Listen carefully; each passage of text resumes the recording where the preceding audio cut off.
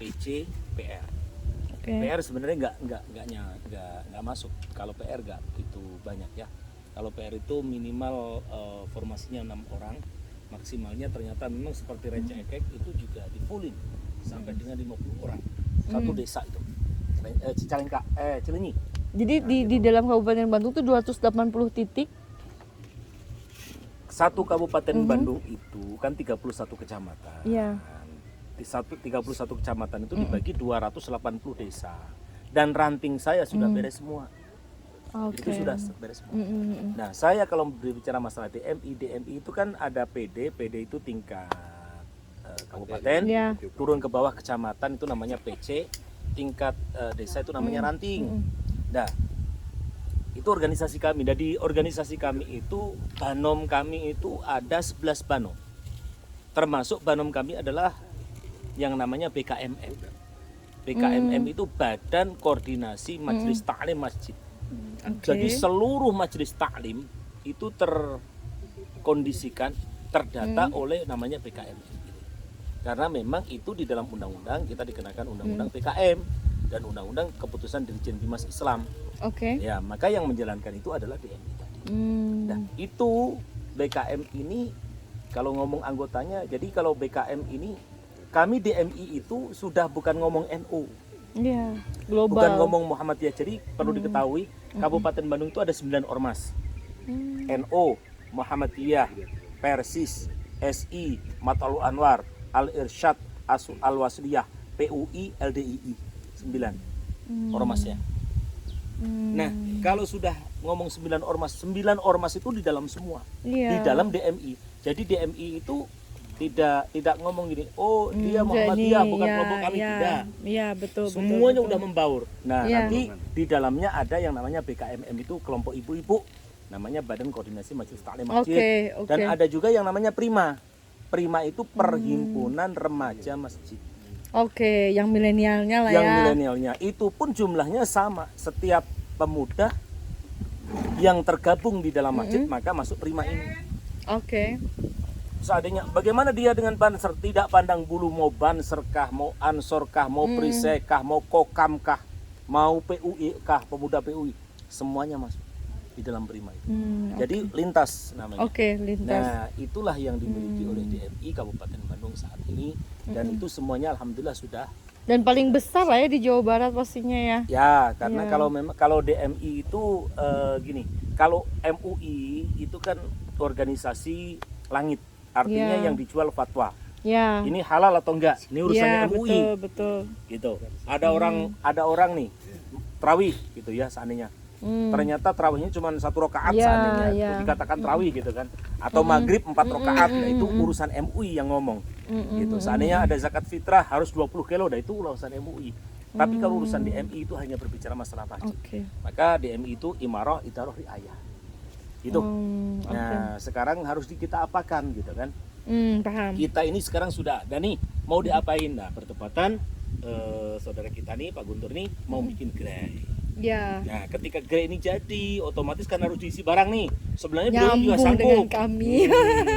Beliaunya juga sanggup gitu. Bapak punya gerai, saya punya barang. Gaya kan? Bahkan saya sampaikan lagi, kami juga sudah kerjasama. Artinya membuat program namanya disebutnya listrik masjid terang. Ah, Masjid Masya terang. Allah, Ya, jadi gini. bisa nih lampu 5. Perlu diketahui sama saudara-saudara sekalian, kan banyak musola yang belum punya listrik. Ya, betul sekali. Tapi juga ada masjid yang kelebihan listrik, Ya, gitu kan? Nah, pertanyaannya adalah sistem apa yang dimiliki oke, sehingga bisa menjadi subsidi silang. boleh. Maka saya sudah MOU dengan nama listrik terang, masjid terang. Jadi Itu. jadi kebetulan sekali ini kan saya tadi cerita ya bahwa kita kan program sosial kemanusiaan, sosial kemasyarakatan tadi konkretnya kami udah hampir 13 tahun itu bahkan mungkin kalau Bapak Ujang Kosora mungkin sudah lama ya hampir 20 tahun. Kalau saya bersama beliau ini baru ikut dalam program Indonesia Terang namanya. Dulu dengan almarhum Syekh Ali Jaber itu nanti saya lihatkan videonya. Itu program sedekah cahaya namanya. Sedekah cahaya itu yang bikin anak santri, ya kan? Nanti saya liatin videonya, Syekh itu sempat masukin ke Instagramnya beliau. Dan bahkan kita sudah berapa kali dari 9 tahun dengan Syekh itu menerangi negeri ke beberapa pelosok. Nah, di sini yang tadi bilang, saya sempat bilang, almarhum sempat bilang katanya, Teh Lina, kita tuh sekarang lagi dalam masa Covid itu banyak yang kasihan katanya musola atau ustadz-ustadz yang memang dia tidak bisa bayar listrik. Nah kemarin tuh saya bilang gimana ya Syekh untuk bisa menciarkan lampu ini, karena kan lampu ini kan buatan santri nih, lampu buatan santri ini kan memang ada harus perangkat yang dibeli, memang harus ada yang ini, tapi ini usianya tuh sampai 10 tahun dan tidak bayar listrik seumur-umur gitu. Nah ini kan mungkin menjadi satu solusi, artinya apakah ini menjadi programnya masjid juga kah? Apakah ini kita harus berdonasi kah? Apa kita cari donatur kah?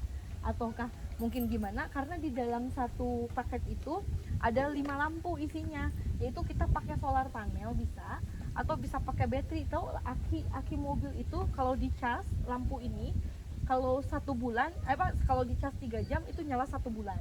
Kalau aki motor, pakai aki motor itu dicas 3 jam itu bisa sampai 2 minggu. Nah kalau pakai solar panel itu dia terus panas-panas terus menerus, itu kita tidak perlu isi ulang.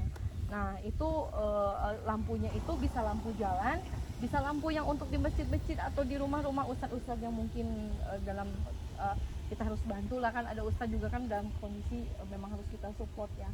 Salah satunya itu. Nah program ini memang program nasional kami gitu. Nah kalau memang ini mau dicoba diterapkan di DMI di Kabupaten Bandung, silahkan. Kami punya program ini. Kapan ke pesantren kami yang ada di dekat TSM namanya Darul Hidayah, itu salah satu pesantren yang kita terapkan untuk produksi lampu itu. Nah kalau misalnya kata Gus, nanti kan saya juga punya pesantren, boleh Gus, di mana anak santrinya kami latih.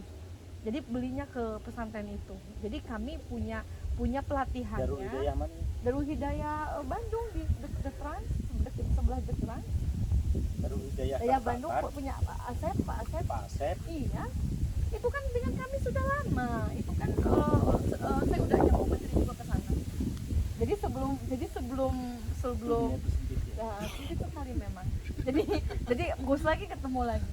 Jadi, itu pesantren yang dirikan mertua aku. Gimana sih? Itu justru kita tuh sudah memviralkan pesantren itu. Darul Hidayah yang di sebelah sananya. Iya. Sebelum BKR. Iya betul Pak Asep. Kan itu anak itu kan Ahyar itu kan orang itu. Si Ahyar. Iya, dia kan ketua HMI Ya, Jawa Barat. rambungnya. Pendek dari dunia. Udahlah. Jadi malas berbicara dengan Gus. Jadi perkenal semua soalnya. Ya, jadi kayak gitu saya berpikir kan sok aja yang tadi seperti Pak Guntur bilang, kalau memang sama Pak Kiai, kalau memang ini bisa menjadi satu istilahnya kan mengurangi cost ya gitu. Kita kalau bisa cari donasi atau mungkin crowdfunding atau enggak, misalnya ada masjid di mana yang kita harus bantu, salah satunya mungkin itu. Di sisi lain mungkin Pak Bupati atau dari pihak pemerintah